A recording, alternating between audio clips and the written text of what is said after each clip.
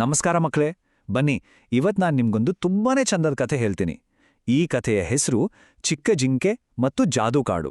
ಕೇಳೋಕ್ ತಯಾರಿದ್ದೀರಾ? ಸರಿ, ಹಾಗಾದ್ರೆ ಶುರು ಮಾಡೋಣ. ಒಂದಾನೊಂದು ಕಾಲದಲ್ಲಿ ಹಚ್ಚ ಹಸಿರಾದ ತುಂಬಾನೇ ಸುಂದರವಾದ ಕಾಡಿತ್ತು.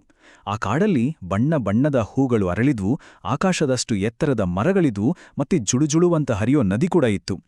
ಇದೇ ಕಾಡಲ್ಲಿ ಒಂದು ಮುದ್ದಾದ ಪುಟ್ಟ ಜಿಂಕೆ ವಾಸವಾಗಿತ್ತು. ಆ ಜಿಂಕೆ ಹೆಸರು ಚಿಂಕಿ ಅಂತ. ಚಿಂಕಿಗೆ ಸುಮ್ಮನೆ ಇರೋಕಾಗ್ತಿರ್ಲಿಲ್ಲ ಗೊತ್ತಾ. ಇಡೀ ದಿನ ಕಾಡಿನಲ್ಲೆಲ್ಲ ಓಡಾಡೋದು ಅಂದ್ರೆ ಅದಕ್ಕೆ ಮಹಾ ಇಷ್ಟ. ಪ್ರತಿದಿನ ತನ್ನ ಸ್ನೇಹಿತರಾದ ಮೊಲ, ಅಳಿಲು, ನವಿಲು ಎಲ್ಲರ ಜೊತೆ ಸೇರಿ ಖುಷಿ ಖುಷಿಯಾಗಿ ಆಟ ಆಡೋದು. ಆದ್ರೆ ಜೀವನ ಅಂದ್ರೆ ಬರೀ ಸಂತೋಷ, ಬರೀ ಆಟ.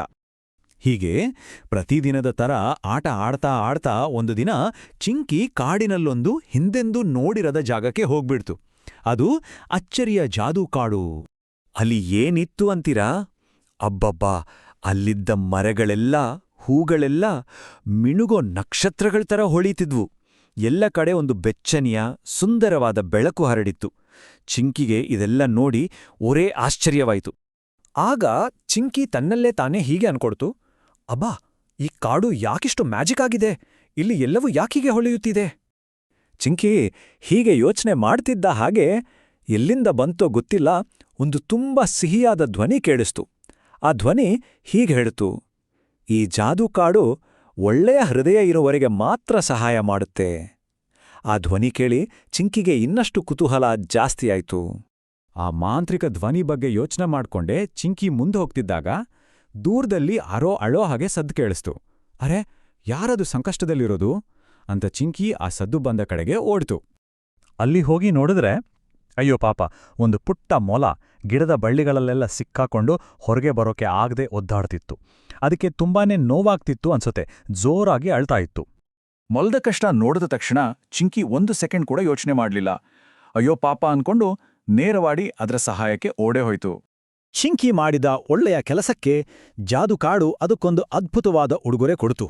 ಏನದು ಅಂತ ನೋಡೋಣ ಬನ್ನಿ. ಚಿಂಕಿ ನಿಧಾನವಾಗಿ ಆ ಬಳ್ಳಿಗಳನ್ನೆಲ್ಲ ಬಿಡಿಸಿ ಮೊಲವನ್ನ ಕಾಪಾಡ್ತು. ಅದು ಮೊಲವನ್ನ ಕಾಪಾಡಿದ್ದೇ ತಡ ಸುತ್ತಮುತ್ತ ಇದ್ದ ಹೂಗಳು, ಮರಗಳು ಎಲ್ಲವೂ ಇದ್ದಕ್ಕಿದ್ದ ಹಾಗೆ ಇನ್ನೂ ಪ್ರಕಾಶಮಾನವಾಗಿ ಹೊಳೆಯಕ್ಕೆ ಶುರು ಮಾಡಿದ್ವು. ಅಷ್ಟೇ ಅಲ್ಲ ಮಕ್ಕಳೇ, ಅಲ್ಲಿದ್ದ ಮರಗಳಿಂದ ತಾವಾಗಿಯೇ ಆಹಾ, ಎಂಥ ಸಿಹಿಯಾದ ರುಚಿಯಾದ ಹಣ್ಣುಗಳು ಕೆಳಗೆ ಬಿದ್ವು. ಚಿಂಕಿ ಆ ಹಣ್ಣುಗರನ್ನ ತಾನೊಬ್ಬಳೇ ತಿನ್ಲಿಲ್ಲ ಗೊತ್ತಾ, ತನ್ನ ಎಲ್ಲಾ ಸ್ನೇಹಿತರನ್ನು ಕರೆದು ಅವರ ಜೊತೆ ಹಂಚ್ಕೊಂಡು ತಿಂದ್ಲು. ಆಮೇಲೆ ಎಲ್ಲರೂ ಸೇರಿ ದಿನಪೂರ್ತಿ ಖುಷಿಯಿಂದ ಆಟ ಆಡಿದ್ರು. ನೋಡಿದ್ರಲ್ವಾ, ಚಿಂಕಿ ಮಾಡಿದ ಒಂದು ಪುಟ್ಟ ಸಹಾಯದಿಂದ ಅದಕ್ಕೆ ಅಷ್ಟೇ ಅಲ್ಲ, ಅದರ ಎಲ್ಲಾ ಫ್ರೆಂಡ್ಸ್ಗೂ ಎಷ್ಟು ಸಂತೋಷ ಆಯ್ತು ಅಂತ. ಹಾಗಾದ್ರೆ ಈ ಚಂದದ ಕಥೆಯಿಂದ ನಾವು ಏನ್ ಕಲಿತ್ವಿ? ಈ ಕಥೆಯ ನೀತಿ ಏನು ಅಂದ್ರೆ, ನಮ್ಮ ಮನಸ್ಸು ಒಳ್ಳೇದಾಗಿದ್ರೆ, ಬೇರೆಯವರಿಗೆ ಸಹಾಯ ಮಾಡೋ ಗುಣ ಇದ್ರೆ ನಮ್ಗೆ ಯಾವಾಗ್ಲೂ ಖುಷಿ ಸಿಗತ್ತೆ. ನಾವು ಮಾಡೋ ಒಳ್ಳೆ ಕೆಲ್ಸ ನಮಗೆ ಮಾತ್ರ ಅಲ್ಲ, ನಮ್ ಸುತ್ತ ಇರೋರ್ಗೂ ಸಂತೋಷ ಕೊಡುತ್ತೆ. ಹಾಗಾದ್ರೆ ನಾವು ಮಾಡೋ ಒಳ್ಳೆಯ ಕೆಲ್ಸಕ್ಕೆ ಯಾವಾಗ್ಲೂ ಒಳ್ಳೆಯದೇ ಆಗತ್ತೆ ಅಲ್ವಾ ಮಕ್ಕಳೇ? ಹೌದು, ಖಂಡಿತ ಆಗತ್ತೆ. ಚಿಂಕಿಯ ಥರ ಎಲ್ಲರಿಗೂ ಸಹಾಯ ಮಾಡಿದ್ರೆ ಎಲ್ಲರೂ ಸಂತೋಷವಾಗಿರ್ಬೋದು.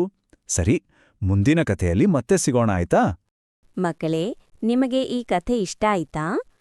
ಇನ್ನೂ ಹೀಗೆಯೇ ಮುದ್ದಾದ ಕನ್ನಡ ಕಥೆಗಳು ನೋಡಲು ನಮ್ಮ ಚಾನೆಲ್ ಅನ್ನು ಸಬ್ಸ್ಕ್ರೈಬ್ ಮಾಡಿ. ಈ ವಿಡಿಯೋಗೆ ಲೈಕ್ ಮಾಡಿ ಮತ್ತು ನಿಮ್ಮ ಸ್ನೇಹಿತರಿಗೆ ಶೇರ್ ಮಾಡಿ. ಮತ್ತೆ ಇನ್ನೊಂದು ಹೊಸ ಕಥೆಯಲ್ಲಿ ಭೇಟಿಯಾಗೋಣ. ಬಾಯ್ ಮಕ್ಕಳೇ.